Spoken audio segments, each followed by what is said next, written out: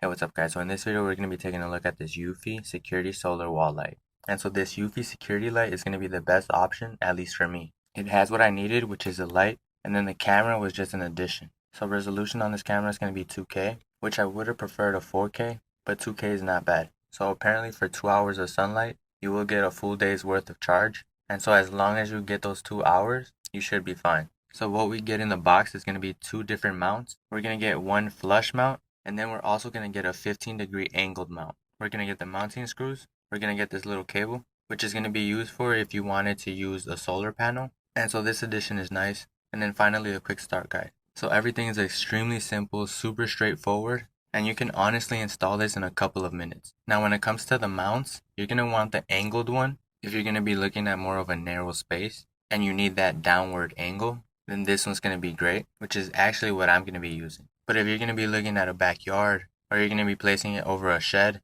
and you just have a greater area to cover, then this flat one might be the best one. Now the only downside with this 15-degree one is that when you install this camera onto the plate, it won't really be flush with the wall, and so you are going to get this exact gap behind the camera, which doesn't look the best, but honestly if you need that downward angle, this is really a must. And so overall, I think this camera is great. It's actually pretty affordable compared to other options out there. And then when you talk about all the features that it has, the AI powered technology, then it really makes this camera a no-brainer. Highly recommend it.